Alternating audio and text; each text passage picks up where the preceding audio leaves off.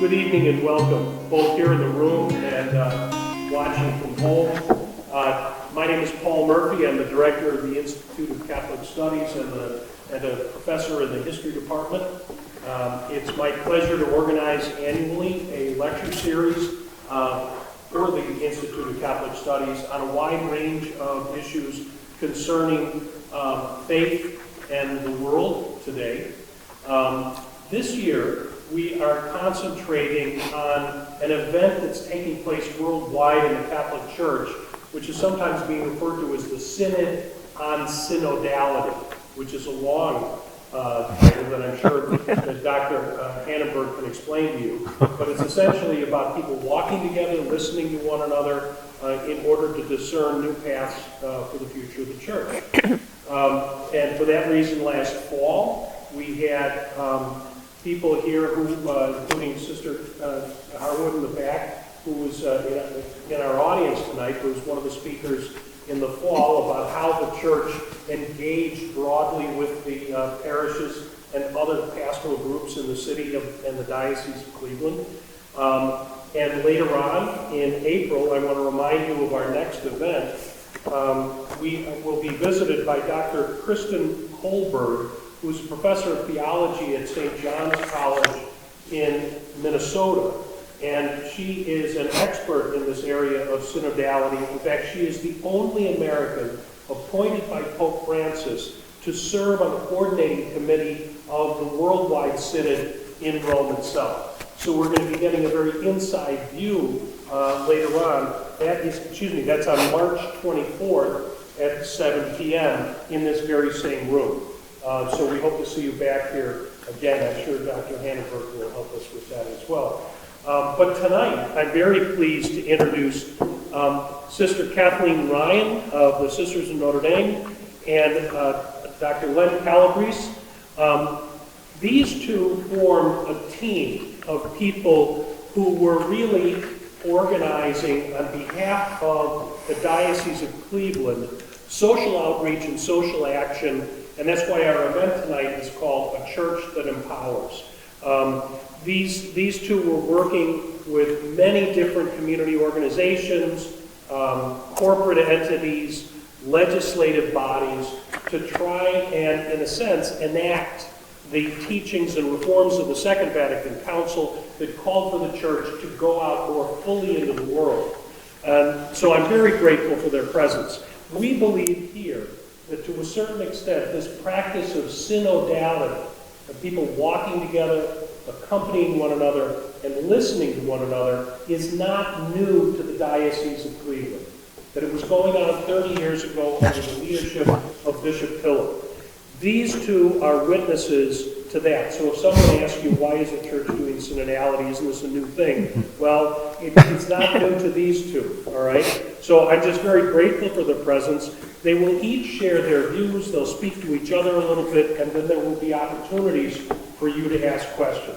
So please join me in welcoming Len and Sister Kathleen. Thank you. Well, we're very grateful to you for the invitation, Dr. Murphy, and to all of you, good evening. We're also very grateful that Sister Rita Mary Harwood is with us, as she was such an integral part of everything I'm going to tell you today. First of all, a social action office carries out its mission through a variety of ways. How do you do justice? What does justice look like? It's about educating people, advocating on the local, state, and national level, and international levels to influence the political arena. That might not sound like our church, but it's an extremely important part of our church. We did consciousness raising, in other words, bringing people to a new level of understanding of things like the death penalty, or war and peace, or nonviolence. We offered technical assistance to less resourced organizations that needed a little help. And finally, community or outreach, where the people are. And that's what Pope Francis is calling for in the Synod. Be, as Jesus said, be where I am. And where was he? He was always about the town, the city, the village, with the people. Now, a diocesan social action office is a little bit even stronger than just a regular agency, in that all that we did was based on and focused through the lens of Catholic social teaching and the scriptures. In Matthew 22, someone said to Jesus, "How do you get to heaven? What is the greatest way? What's the great law?" And he said, "We need to love the Lord your God with all your heart, with all your soul, with all your strength. And the second commandment is like the first. Love your neighbor as yourself." This command to love our neighbor as ourselves was a very important message for us in our office.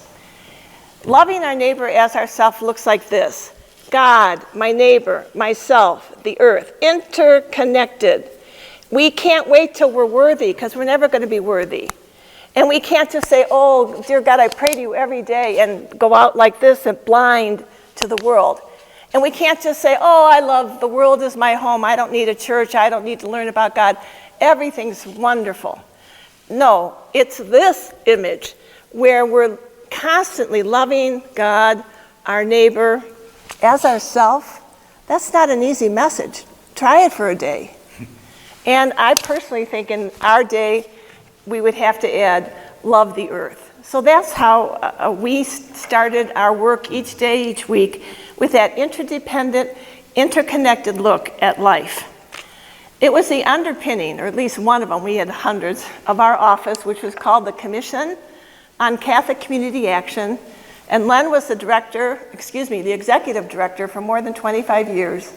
And I was a director of education and legislative affairs. And together with other members of our staff, we worked believing that we had to love our neighbor, not had to, but wanted to love our neighbor as ourselves. We also believed this. At the end of the liturgy, the priest says to us, "Go. You can't stay here. Oh, isn't this wonderful? Me and Jesus, no problems." No, go out. The Mass is ended. Live it. So our church is not just a building or Mass. Let's go to Mass. Our church is Monday, Tuesday, Wednesday, Thursday, Friday, Saturday, doing what Jesus did. And what did he do? The scripture says he went about doing good.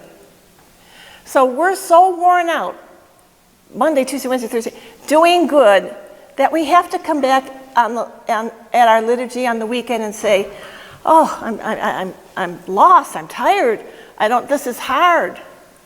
And we hear God say, "I love you with an everlasting love. I'm the way. You don't have to be the way. I'm the way. Follow me. Do not be afraid." How many times? I think 37 times he says that. Do not be afraid. I am with you. And then we have to go and be those Monday, Tuesday, Wednesday people. So what did we want to do? And how did we do it? How do you bring justice and peace? Well, these are kind of adult ways. I'm sure you have many of these ways in your repertoire, or will do it as you enter into your workplaces and your life. But for now, and here at John Carroll, you're doing this right now. Attending panels, or hold a symposium, a parish meeting, sponsor an event, get in a group and work on the agenda. Do you know what it's like if you have me on your agenda? If you have me on your board, you're going to hear about Catholic social teaching. You're going to hear about people who need help. Influence where you're at. The greatest commandment, Jesus said, is be where you're at. And be who I am. Be like me where you're at. So that's a way that we tried to do that. We also knew that we weren't the only ones that knew everything. So we brought in state and national speakers. We established job training programs, designed a nonviolence program for young people, trained, advocated. I wrote for the Catholic Universe Bulletin for 18 years, a column on social justice, and I could impact people's thinking as they were reading the recipes on one page. They heard about me talking about childcare on another page. Influence where you're at. Use everything around you where you're at to get people involved in the work of life. This is the most life-giving work you'll ever do, the work of the gospel.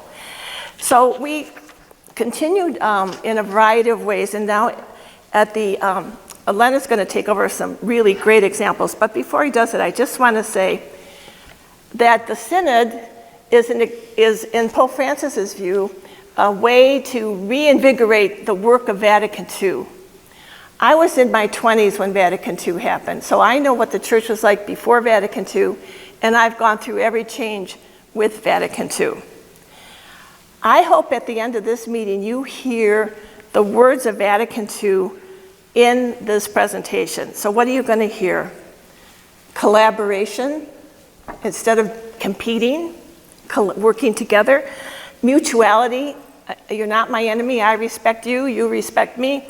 Lay leadership, oh, that is the most beautiful one. The universal call to holiness, subsidiarity, colleagues, leaven, root the kingdom, participate, grow, and finally, remember the church is not a building, it's the living, breathing people of God. What happened after Vatican II, in my opinion? Many, literally thousands, and particularly in Cleveland, we were a national leader. Talented, competent, creative, productive people with a desire to be a better church responded. So here we go. Len's now going to give you some examples of what we did to make those words of the Synod alive. And then after he's done, I'm going to come back and give you some more examples, and then we'll have a discussion. Len? Thanks, Kathleen, for that wonderful grounding, right on point, as always. Thank you. We at the Commission were, as Sister Kathleen mentioned, deeply informed and energized by Vatican II, in particular Gaudium et Spes, joy and hope, the pastoral constitution on the church in the modern world.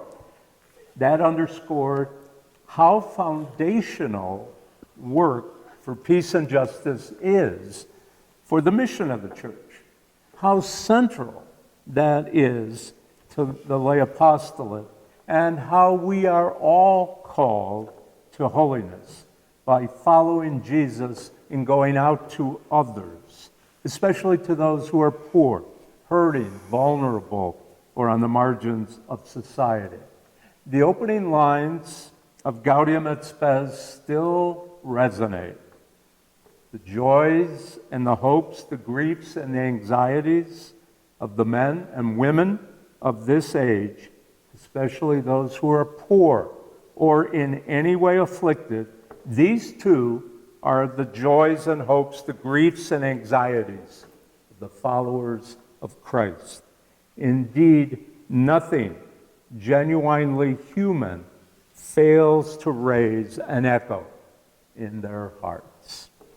So we took seriously the call of the Council to read the signs of the times, to hear the cry of the poor, to discern how best to participate in furthering their empowerment, and to accompany them in realizing their full human dignity as sons and daughters of our loving God. We especially valued listening to those struggling and hurting in neighborhoods and communities across Cleveland and Cuyahoga County. Sometimes we were the only expression of the Catholic Church in a block or a neighborhood or a community. Sister Kathleen mentioned Matthew 25 in the Last Judgment. We were also inspired by the inaugural address of Jesus in Luke's 4th chapter, calling us to be good news for the poor and for all those who too often are treated as the least in our world. Many in pastoral ministry after Vatican II utilized the pastoral circle of analysis. See, judge, act. We tried to be true to that in our work as well, but we also came to see we needed ongoing reflection, discernment, and prayer together. We met regularly as staff, usually on Friday afternoons, to pray and discern how God's Spirit was leading us, a diverse group, and calling us in service to God's people. Social justice can be challenging and even daunting work. We came to have a deep conviction that in entering into the pain and suffering of so many people and communities, we were encountering the living God, the crucified and resurrected God. We were, as Pope Francis says, being evangelized by the poor. We took the work of social justice very seriously, but tried not to take ourselves too seriously. I think maintaining a sense of humor and a spirit of joy is really necessary to persevere over the years. For anybody, but especially, I think, in this work. We tried to remember that the work was really God's work. Catholic social teaching, a rich, living, dynamic tradition, grounded us in evaluating policies and actions on whether they contributed to promoting the God-given, sacred, unique, and eternal human dignity of every person, because each of us is made in the image and likeness of God. Each is an icon of the divine. So every person has human rights. In Catholic social teaching, there is a much broader definition of human rights. For example, health care is a human right. Everyone has a right to a job, to meaningful work with a living wage, as well as a right to decent, affordable housing. Material conditions are important because they affect the whole person. And our belief in the incarnation compels us to take this world seriously. Rights in our tradition also bring responsibilities, just as freedom does. That is different from license to do whatever we want, whenever we want, how we want. We're freed, we believe, by Jesus to be responsible, to be caring, to be compassionate, to love. As Catholic Christians, we're called to enflesh the healing and liberating love of Jesus the Christ in practical, everyday ways, especially to be part of opening up opportunities for our brothers and sisters, our neighbors, who haven't always had those basic opportunities in their families and communities. So we work to help bring about more empowerment in Greater Cleveland and in our society. I will just quickly list some of the ways we did that, just a kind of rapid synopsis of years of hard work and engagement by the talented people with whom I was blessed to work. I'm glad to say more about any of these areas later if you wish. So from the beginning, racial justice was always a major primary focus of our work. We had a multi-year grant from the Cleveland Foundation to work on training parish and grassroots neighborhood leaders on the positives of healthy multicultural diversity and systematic obstacles to realizing that, as well as training teachers and priests and parish staffs. There were many related activities over the years, and especially a cooperation with the offices of Hispanic Ministry and African American Ministry and our Parish Life Office, which Sister Rita Mary Harwood, who's here, headed. We established a small business support center with a grant from the George Gund Foundation and cooperation from business leaders to provide networking, mentors, marketing, workshops, and other resources, primarily for minority and female-headed small businesses. With grants from the Sisters of Charity Foundation of Cleveland and cooperation from organized labor, we initiated a cabling, training, and job placement program which benefited nearly 1,000 or more at-risk young adults. Work on responding to violence and prevention was a constant. We worked with voices and mothers of murder victims. We held vigils and prayer services. Two in particular were memorable to me because of the participation of Bishop Pilla in Black Baptist churches as we remembered a 2-year-old, London Marjoram, who was caught in deadly crossfire and a drug deal gone bad at East 93rd and Buckeye.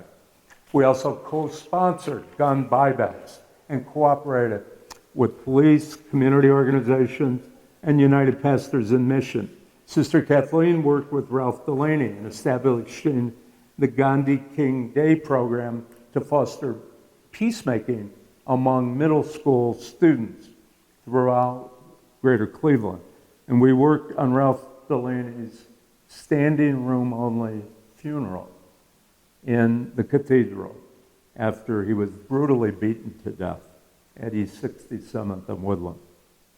We did education, organizing and training on gang prevention and intervention, and had initiatives that were really in the spirit of Jesuit Father Greg Boyle, the founder of Homeboy and Homegirl Industries. There was a strong relationship throughout with organized labor, rooted in Rerum Novarum, the 1891 landmark encyclical by Pope Leo XIII, recognizing the rights of working people to form unions. That relationship resulted in advocacy efforts opposing initiatives to limit labor's right to organize, supporting measures for a living wage, and holding regular forums on economic justice. We were actively involved in the community-wide effort early in the 2000s to prevent the closing of LTV Steel, which is now ArcelorMittal. And we advocated for keeping the plant intact as it went through bankruptcy. We worked closely with Bishop Pilla in putting together an amicus curiae brief, which went to bankruptcy court during the successful campaign to keep those assets whole and able to move on. We did education, organizing, and advocacy on the rights of farm workers to organize themselves and the effects and work on the effects of pesticides on workers, consumers, food, and the land. We sponsored several events with Cesar Chavez, founder and head of the United Farm Workers. Education, training, and organizing took place on a regular basis on state and federal budget issues, especially those impacting the poor, the elderly, children, and the disabled. That work was headed by Sister Kathleen, who, as she mentioned, had a regular column in the Catholic Universe Bulletin. There was great attention to education, organizing, and engagement on voting and voting rights, as well as the distribution of faithful citizenship booklets to parishes from the U.S. Bishops' Conference and the Ohio Catholic Conference. We also held candidate nights and sessions on Catholic social teaching related to the pressing issues of our time. We convened the Cleveland Coalition Against the Death Penalty and sponsored educational sessions with Sister Helen Prejean, CSJ. We worked regularly with Lutheran Metro Ministry and Community Reentry on criminal justice reform. We cooperated with the Greater Cleveland Substance Abuse Initiative and participated in leadership of its education and advocacy task force. We did significant work related to education and advocacy for healthcare reform, especially for extending coverage to the uninsured. We cooperated with UCAN on outreach and organizing. We educated on the harmful effects of lead poisoning, especially on urban children, and advocated for remedial efforts and appropriate funds, and that's still a major issue in our community. We organized, trained, and advocated to stop the GSX Corporation from building what would have been then the largest hazardous waste facility in the United States in Slavic Village in Cleveland. During that campaign, we also educated and organized against the emerging issue of environmental racism. We participated in the drafting of Bishop Pilla's environmental pastoral, which was the first such document by an American bishop. We did follow-up education in parishes and with environmental groups. We did advocacy for more affordable housing and for fair housing while working to provide for compassionate outreach to the homeless in our community. We also acted as a convener for CMHA, public housing, as they had several Section 8 lotteries. We advocated with senior citizens, community organizations, and consumer groups for fair and reasonable utility rates. We chaired the first consumer advisory panel at CEI Electric Company. Out of that came new programs to assist low-income households in their payments, new energy efficiency initiatives with environmental benefits, and educational sessions with alternative energy thought leaders, such as Amory Lovins. We did education and advocacy for comprehensive immigration reform while building bridges between immigrant and minority communities through forming the Immigrant Minority Business Alliance. We were involved in public-private partnerships to combat the redlining of communities and predatory lending practices while promoting fair lending practices.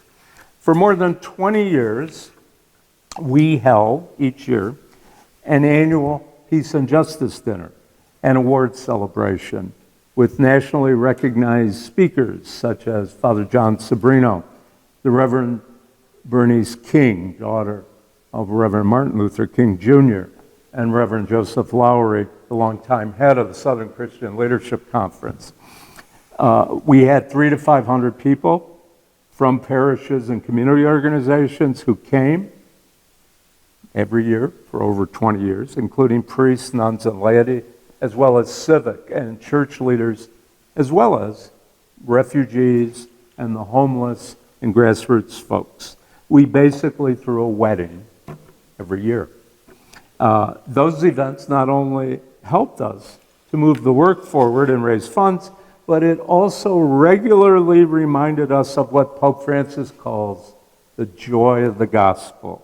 I must say, in all of our work, we benefited from the great support of diocesan leadership, most especially from Bishop Pilla, a native son of Cleveland, who embraced Vatican II and Catholic social teaching. We also benefited in different years from the encouragement of Auxiliary Bishop Jim Like, who went on to be the first African-American Archbishop of Atlanta, and later from the energy of another native Clevelander, Bishop Roger Greaves, who has retired, but he's still working, hardest working auxiliary in the country. We also were blessed in the tremendous leadership and giftedness of so many women religious, and cooperation from our priests and deacons and lay ecclesial ministers. In closing, I just want to take 2 minutes quickly to mention the Church in the City initiative, which was a remarkable example of Bishop Pilla's leadership and became really a national model. So the Church in the City initiative on regional sprawl and economic redevelopment was catalyzed by Bishop Pilla in 1993. There were listening sessions at parishes and in the community. There were urban, suburban, and rural parish partnerships.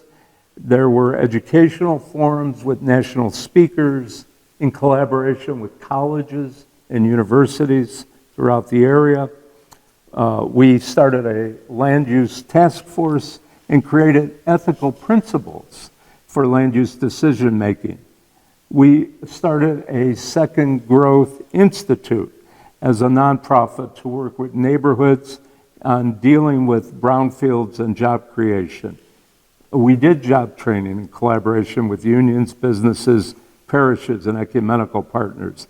There was a major national symposium with over 1,000 people at the Temple, which is at East 105th, now on the campus of Case Western Reserve. We had keynote presentations at national conferences on historic preservation, urban planning, transportation, and parish life. Bishop Pilla convened an interfaith leadership initiative across Northeast Ohio, focusing on overcoming poverty. There were City Club of Cleveland forums on the Church in the City initiative, advocacy on development, stopping sprawl, enhancing sustainability, and developing better affordable housing and accessible transportation policies with NOACA, a regional policy organization, RTA, and the First Suburbs Consortium. Collaboration with Echo City Cleveland and other environmental organizations on education and outreach created an ongoing public dialogue for the common good of our region. Throughout, I think we as staff were all stretched and expanded in I think, good ways. And I think the church in Cleveland, the Church of Cleveland, was amazingly vibrant. And I think that's really an amazing accomplishment for leadership. And I think that's a great example of the gospel in action in real, meaningful ways. Wow, does that sound like your church? It is, and it was. It sounds to me like the synod of the future. I just want to say a few real fast, some of the names that Len talked about. Greg Boyle, Father Greg Boyle's out in Los Angeles. He runs the largest anti-gang program in the country. We knew him when he was a tertian, which in Jesuit language means he didn't even make his final vows yet. He was like this big young priest with a lot of energy and just afraid that too many of his parishioners were dying and he had to do something about it, but he didn't know what. So you don't know what the outcome's going to be of a life. Another life, Sister Helen Perjean, who worked her entire life against the death penalty. The first time we met her, it was before the movie Dead Man Walking. We had a forum, 3 people came. While she was in our office, she got a phone call from Tim Robbins, the movie star, and he was asking her something about the story, and she got off. She said, you know, I have to watch the movie Thelma and Louise because they told me Susan Sarandon's in Thelma and Louise, but I don't know which one's going to play me. I mean, that's how innocent she was, and yet she turned her whole life over to a movie, hoping that they would not make fun of the nun, but have really a strong woman working through her church for peace. After the movie came out, we had our first forum again at John Carroll. 700 people. 700 people came. And a lot of them were angry. It was a hard issue then. It's still a hard issue, but it was really hard then. And she said to me, Kathleen, no matter what you do, start holy. Because if you start holy, at least when they start yelling at you, they'll feel bad. So that's why I started with my holy little stories also. One other one, when Len mentioned voter registration, a long time ago, 18-year-olds had to sign up to get registered, and they didn't know about it. They didn't do it in schools. So we launched a voter registration program with a lot of young, vibrant, who are now leaders in Cleveland, African-American men, and we went into all these schools in the city and registered. And people were mad at us for registering young people to vote. Oh, they'll never do it. What are you doing? You're wasting your time. Sherrod Brown was the Secretary of State. He's now our senator. He gave us an award for the most voter registrations in the state. So it was an exciting time to work for the church. What I think you heard was what Dr. Murphy outlined at the beginning, the idea for the synod. The Pope said, he used this word to describe the synod. Synod, the word synod means journeying together. And as Len mentioned, we work with literally thousands of people to accomplish all those things. And that's not even all those things, but that's a good smattering, Len. Pope Francis said, be guided by the Spirit. And you're going to hear a little bit of those examples in 1 minute. Listen to each other. The church in the city set up a tremendous listening process that the synod is asking for now. We, Sister Rita, Mary Len, and our office, we did over 100 listening sessions before we started to think we knew what we were doing to implement the bishop's wonderful document. And then get a sense of the people. What do the people want? And then finally, regenerate relationships that were broken by distance, wealth, lifestyle, the pressures of society, and build it on the documents of Vatican II. So that's your charge. That's your charge.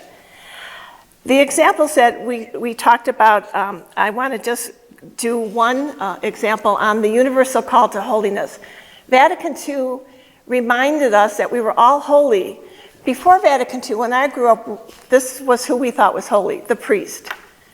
Or we learned in our religion book, the Pope, and so on. So I taught religion right after Vatican II. I was in my 20s. And I taught 8th grade religion, 3 religions a day in a large Catholic schools, maybe 30 or 40 kids in the class, so well over 100 kids a day religion. 20 years after Vatican II, I did that for 20 years. Every year I'd ask the question, who is holy? And every year I got the answer, the Pope, the cardinals, archbishop, bishop, priest, and they'd stop. I was in a full religious habit, veil, the whole habit. And I go, and they go, oh yeah, the nuns, you're holy too. And then they'd really stop. And I'd think, oh, my 20th year of teaching, who is holy? A boy raised his hand, the first answer, and he said, my father. And I literally, I'm sorry, but I did. I went crazy in my own classroom. I went, Vatican II, it's here. We did it. It's here. And he got so embarrassed he put his head down on the desk because I was like yelling to God and myself at the same time. And then I said, no, don't be embarrassed. It's not just your father. It's your father and your father and your cousin and the kid sitting next to you and me. We're all called to be holy. And that's our hope. That's what will give us the strength to do the synod. That's our hope. When people recognize that, the most amazing things can happen. So, and I can't go into all of it, but as we build partnerships, we're talking about bringing people from the city to the suburbs to farm areas or back and forth. And any other time when we did this, people would go out to the suburbs, but oh no, we're not going into the city. And we said, no, this is a new way of being. Once we did all the listening, we said, what are we going to do? What are we going to do?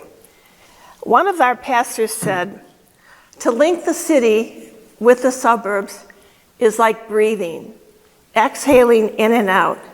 We can't have any life in the church without both. So we started building a new idea that we needed each other. We heard another parishioner say, because we in the church in the city, we said, bring your own gift, whatever you're good at, bring it. And after the meeting, he said, I can't bake a cookie for a picnic in the parish, and I cannot go to a hunger center. I don't want to go. But I'm an accountant. I could help a parish with accounting.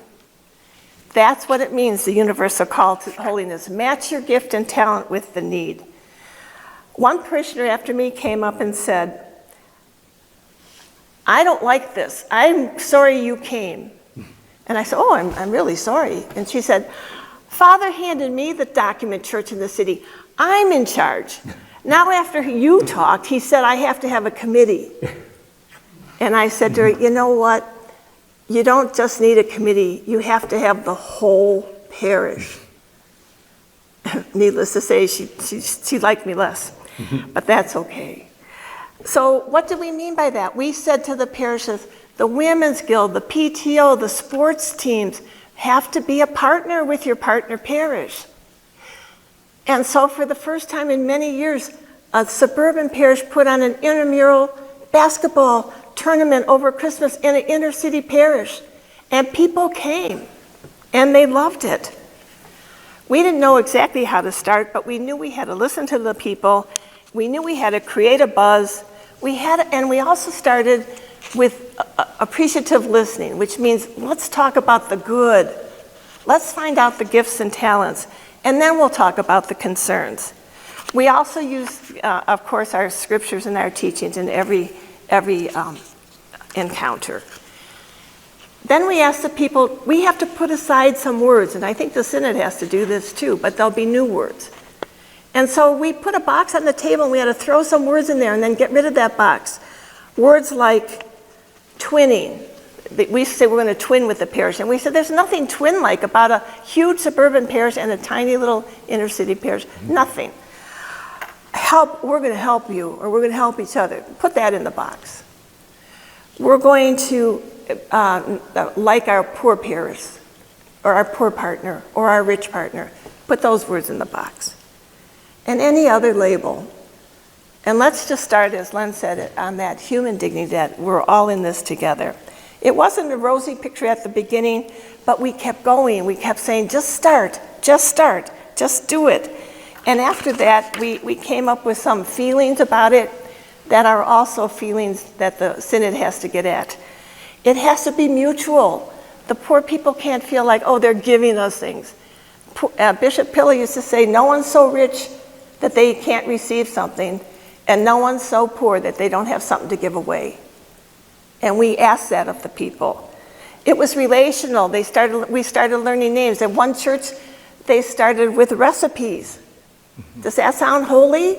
It was, because it was beautiful. Another church, Holy Spirit in Avon Lake, was a partner with St. Boniface Vietnamese, and they couldn't speak the language. So they started on the Nautica dancing, because everybody can dance. And that broke all the ice and all the barriers, and people started just saying hello, and started saying, how are you, and how's your church, and how are your children, how's your family? And the last beautiful characteristic of Church in the City is it was infused into the life of every parish or our institutions, so that the Church of Cleveland began to feel it. They knew it was there. People would come up to me and say, I want a partner. They would ask us for it because we couldn't keep up. One of our elementary schools, I want to tell this touching story. St. Thomas Aquinas, East 93rd and Superior, and Notre Dame Elementary out in the rural Chardon, beautiful property. And Sister Margaret Hartman was our principal, and she called me up and said, I want a partner, and I want to be first, and so she was first. And they worked together for 2 or 3 years, and at the end, the principal of the St. Thomas Aquinas came up to me and said, Sister Kathleen, we have something rich people have that I've always wanted. And I said, what is that? And she said, we have our country home in the country. Everything they have, they offer to us. We now can go out there and be rich too. Beautiful. This is a very cute story. St. Francis Cleveland and St. Helen Newberry were partners. And so the 3rd, 4th, and 5th grade were going to have a play day at the end of the school year. And they said, wear your gym uniform, but nobody paid attention to what the gym uniform color was. So St. Helens all lined up the little 3rd, 4th, and 5th graders in their all blue uniform, top and bottom. A predominantly white school. St. Francis Cleveland gets off the bus, predominantly African American students. Blue top, blue bottom. And a little 3rd grader looked up at Sister and said, Sister, oh no, they are all in blue too. How are we going to know which school's which? How are we going to know which school's which? All in blue. Not about color. Those kinds of things cannot happen unless it was planned. So Church in the City was very planned, intentional, hardworking people pulled these ideas off. In the high school, Kathy Niddle, a teacher at St. Joseph Academy, called us up and said, can I meet with Bishop Pilla? I want to write lesson plans about Church in the City. I said, you do? And she got a group of people. We met with Bishop Pilla. He loved the idea. They taught it. That's another way to empower, teach it. And that was a precursor to what we called Catholic Schools for Peace and Justice, which is started many years ago and still exists now, where Tim Evans and Augie Pachetti, Guy Savastano, Aaron McIntyre from Magnificat Ignatius St. Joe's started it, and now all 20 Catholic high schools work together on peace and justice. They don't compete on that aspect. And if you want to know what they did, look up CSPJ, Catholic Schools for Peace and Justice.net. An amazing set of accomplishments that none of those schools could do by themselves, but they did it together. There are so many other things we did. Len mentioned the nonviolence program. We started a nonviolence program for Gandhi in memory of Gandhi, King, Dr. Martin Luther King, and Dorothy Day. In memory of Ralph, who Len mentioned, Ralph Delaney. He looked like a homeless man. He walked with the homeless. He ate with the homeless. He helped the homeless. Only when he died did we find out he had a PhD in math, that he was this brilliant man who saw children for what they were worth. When Len mentioned he was killed because he was videotaping in a public projects, and they thought he was videotaping a drug deal. He was videotaping children dancing because he believed that children should have beautiful things. They should know art, music, and so our program was dedicated to teaching nonviolence through the arts. It was a tremendous program. And what we also did, which was very unusual, we did it in the Catholic and public schools in the city of Cleveland. So the junior high schools in the city of Cleveland, as well as the Catholic schools. I was locked in classrooms because it was too dangerous. My car was guarded by a guard, and we didn't care, because once you got in there, guess what? They were all kids. They were all kids. One of the boys came up to me and as we set up our ground rules, I said, you have to close your eyes and think of what we're going to leave at the door. We're going to leave our bad language. We're going to leave our gangs. We're going to leave everything at the door. At the door, this is a peace program. This is a peace center. And one kid said, should we leave our knives? I went, oh, geez, that would be a good idea. They literally got up and threw knives in the corner. So we had those at the door. At the end, one boy said, I love coming here, but you know this SHIT doesn't work out there. I said, I know, but it works in here, doesn't it? And that's our hope. Possibility. There's a possibility things could be different. The Synod is calling us to that. A possibility the church could be different. A possibility it could be ever ancient, like what we experienced, and yet ever new. Ever new. I'm finished. We did tons of advocacy. One program, we got 35,000 people signed up for the Earned Income Credit. We started this, it's the largest, President Clinton said it's the greatest anti-poverty program in America today, and it still is. It's a tax preparation program. The first year we did it in the basement of St. Coleman's, and no computers worked, and we didn't know what we were doing. Guess what we did at the second year? John Carroll, and you're still doing it. And it's provided literally millions of dollars back to people who work, who don't know how to fill out their taxes, and pay all the money they would have gotten back to a tax preparer instead of somebody who could give up a Saturday and do it for free. I can even do it. I mean, they have to fill out the simplest of forms. But people didn't know that, so they would pay all their return to get that box checked. So we did a check the box, and I went to hunger centers, parish picnics, and on. We could go on, and we're going to stop. But I want to stop with my holy thought, and then we're going to open it up to you. And my holy thought is this. It's from Gaudium et Spes. Okay. It's a theologian that said, every chapter in that wonderful document affirms this. See human in the light of Christ. See society in the light of Christ. See work in the light of Christ. See church in the light of Christ. Look at the present in the light and wisdom.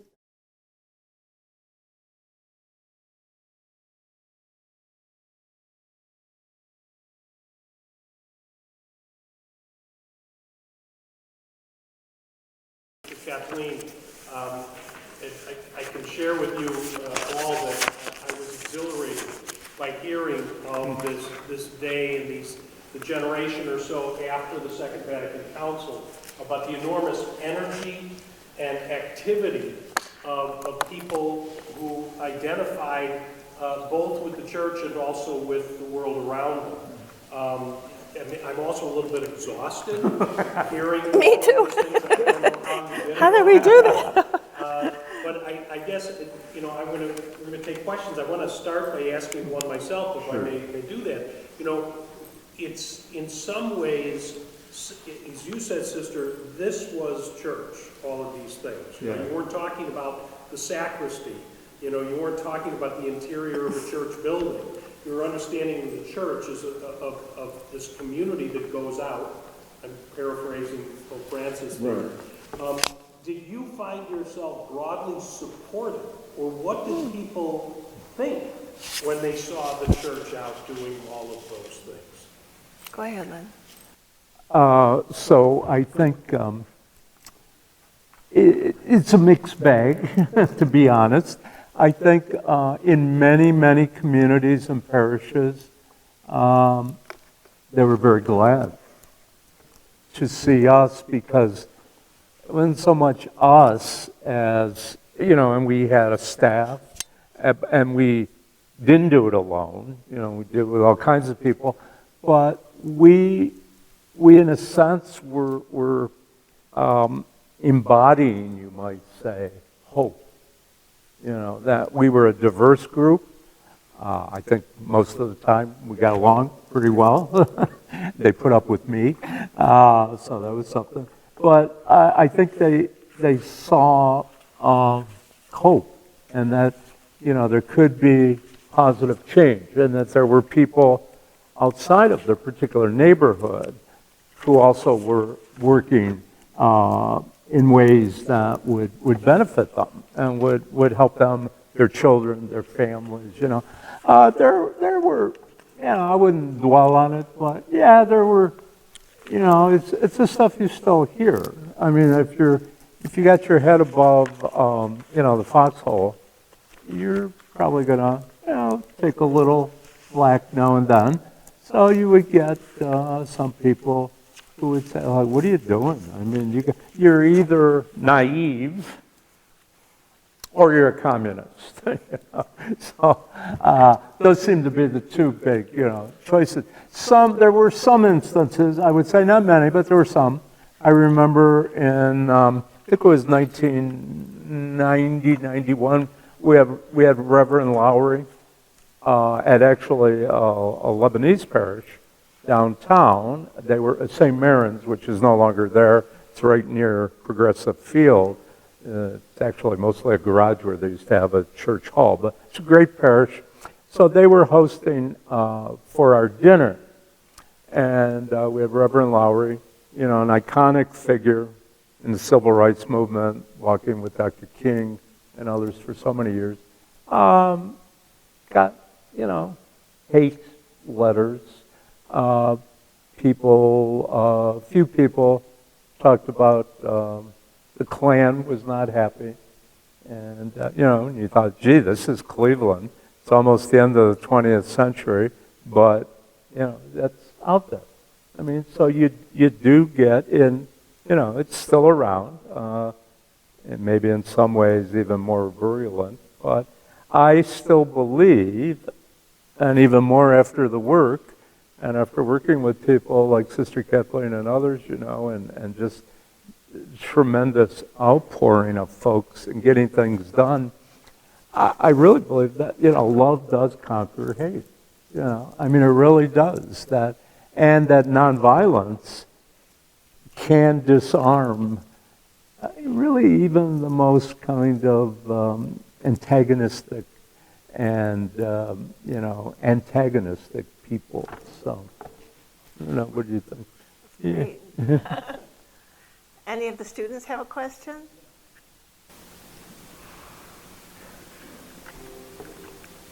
Yes.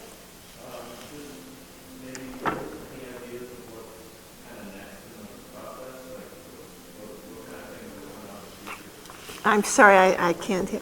I'm old.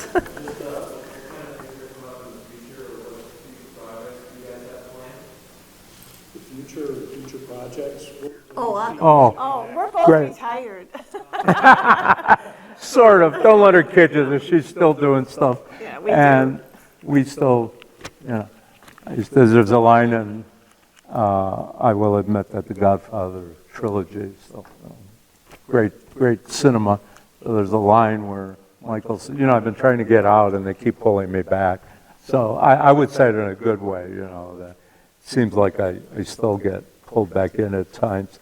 I think I'm very encouraged by what I see, and I participate online in a number of efforts around climate change.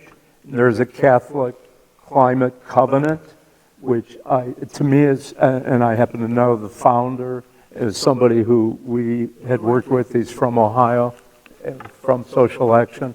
I think there is tremendous hope in that, tremendous energy. I taught at seminary, I taught deacons for a few years and used Pope Francis's encyclical, Laudato Si, which is really about climate, about the environment, and about how that affects everybody, all of us, but especially those who are poor.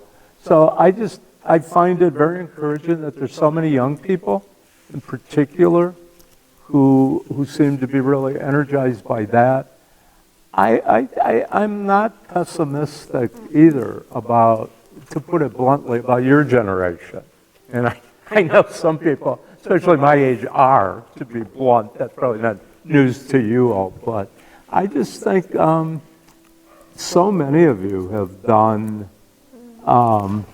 you've done volunteering, you've gone to other places, either in the U.S. or overseas. I mean, I just see a lot of goodness, and I think that can only bear good fruit.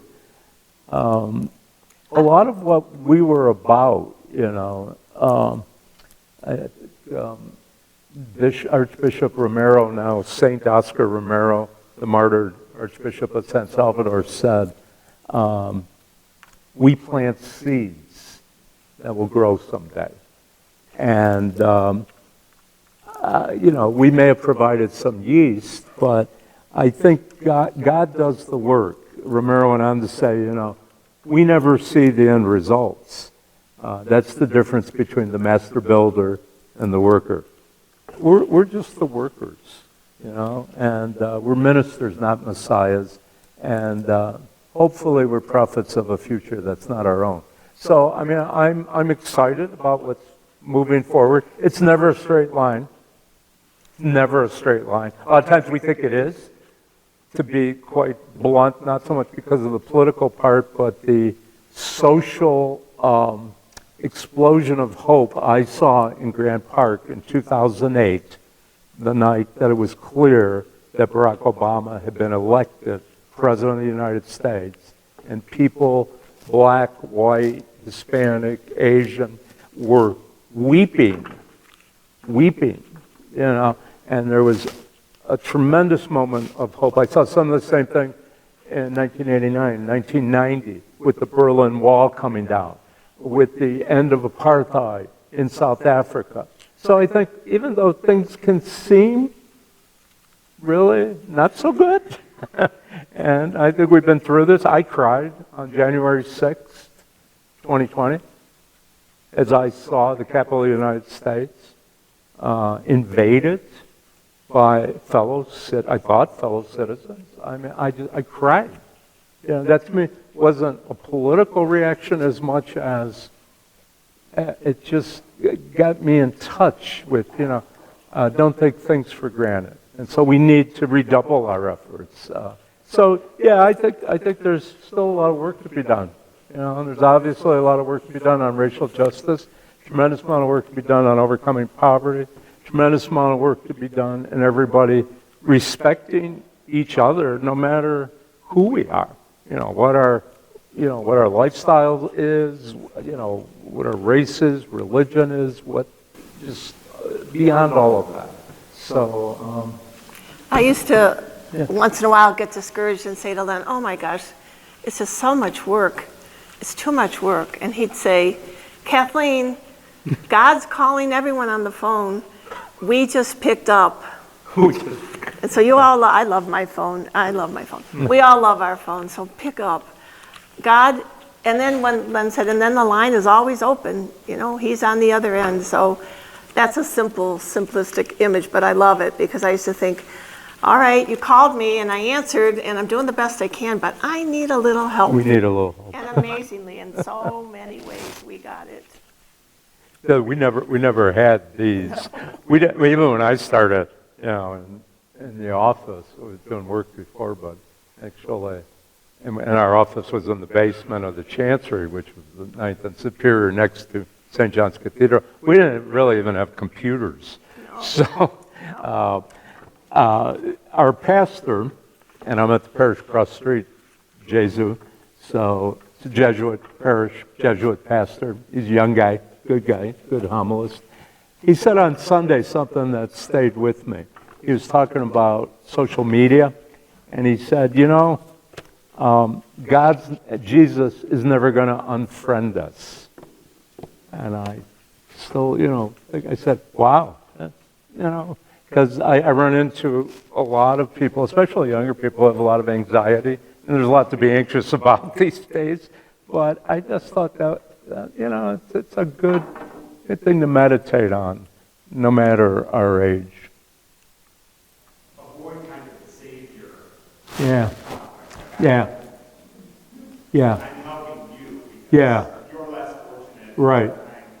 That's a big danger. I think that and self-righteousness are occupational hazards of people who work for social justice, people also who are good people and are doing good things, but it's an occupational hazard. So that's why I think, for me,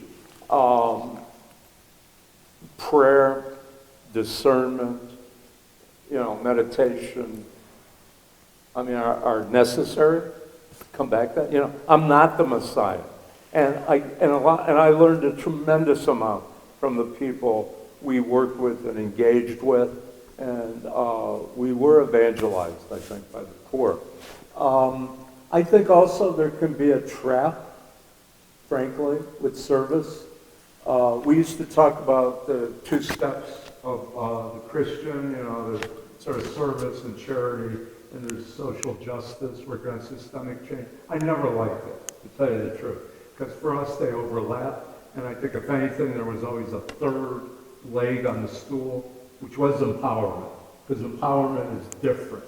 Empowerment is it's being able to kind of start something and see it take on a life of its own. We did a job training program, I mentioned cabling, Cat 5 cabling was coming in. So I would run into people when they would come to my house working, with AT&T for cable. I realized after, just because I usually talk with them, because that's what I do, what can I say? So anyway, I'd realized they actually were working with a company that had spun off out of our training program. Well, they had no idea, but that was great. That was great. But I think the other trap is, and somebody thought about beginning to work with us a lot in the office. Bob started several hunger centers on the west side. Hunger centers are great things, don't get me wrong. But he said, we thought when we did this, like in the 80s, that people from the suburbs would come, they would help, they would feed the poor, and they would look at this and say, my God, there's children here, and there's family. This is awful. We got to do something about it. We got to change our priorities and our budget. That's not what happened. He said there were, again, good people came, but for maybe everybody who went out and did that, worked on systemic change, there were people who said, oh yeah, look at these people. I see why they're poor. I see why they're hungry. They made bad choices. It's blaming the victim. So I think that's a danger. When you don't do kind of training or orientation, or you don't do, reflection. So, and I think there's also a need for reflection afterwards, to have people process. If you just have people go to 2100 Lakeside, which is the largest homeless shelter, and it's all men, between New York and Chicago, the largest homeless shelter in the state of Ohio, they can come away with some impressions that may make sense to them, but they're not really reality. They're not getting the whole picture. So, and I'm not talking about trying to steer people. I'm just talking about we need to talk about and reflect on what's really going on here. And so what Kathleen said about putting things in the box, we need to put some of our attitudes, those of us who aren't poor, you know, and those of us who have never, I mean, I think in many ways I was fortunate that I grew up in a poor neighborhood. We didn't know we were poor. We had social workers to tell us we weren't aware, but we were poor, and we were in an immigrant neighborhood that was also African American at a time when that was unusual in Cleveland, and that was a blessing as I look back on it. But it took me a long time, and then in a sense I had to get beyond my preconceptions, my assumptions. Anyway, you know. I just want to say one thing real quick. With Church in the City, because it had to be mutual, relational, they had to come and go.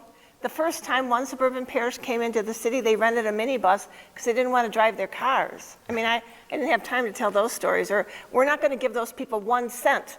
If it's about money, we're quitting. No, it's not about money. No, not.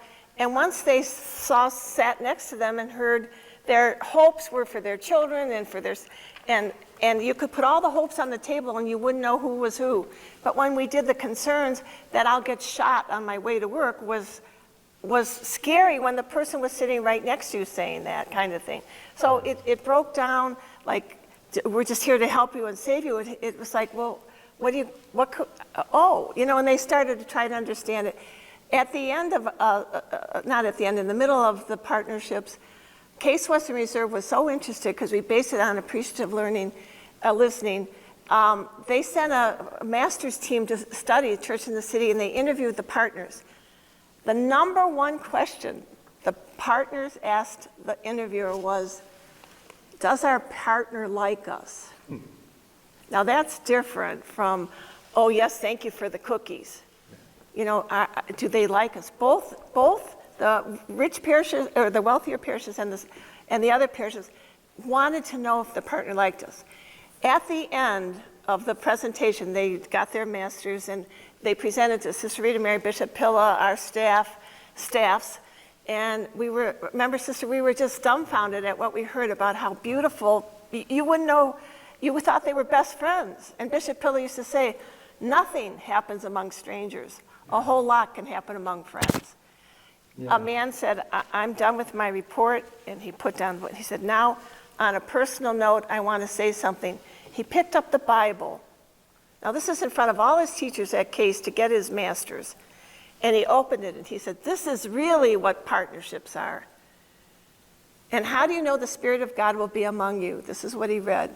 There'll be charity and joy and peace and patience and kindness and goodness. And those are the 12 great virtues we're supposed to live.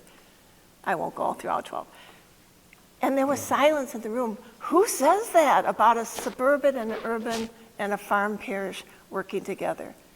That got rid of all the things Len was talking about somebody's bigger, somebody's receiving, somebody's lording over. No, it was this, and it was beautiful. Thank you. It's exactly that point, by the way, because we're more separate now, I believe, than we were 35 years ago. Yeah. Because of sprawl, because we build a whole new infrastructure, highways, sewers, malls, whatever. And what Bishop Pilla was saying was that separation, that's difficult for us as church, because we say we're one church. We're the Church of Cleveland. Well, if we don't know each other, we never see each other, we never react, and we only have images and stereotypes from TV, from the media, from social media now. That's not good. You know, I think that is a major problem in our society. So I think trying to overcome that, and I think the more we do know, I think one thing, you know, with younger people, especially with so many younger people in the city, moving into the city and more interaction, that creates a different dynamic. So I think that's hopeful as well. Listen, I think we need to perhaps give people a chance to move on to other work, but I want to thank all of you for coming this evening. I want to thank you two especially Oh, thank for you. all the work over many decades and also for the energy that you still have and your willingness to share your experiences. Thank you. Thank you very much. Thank you.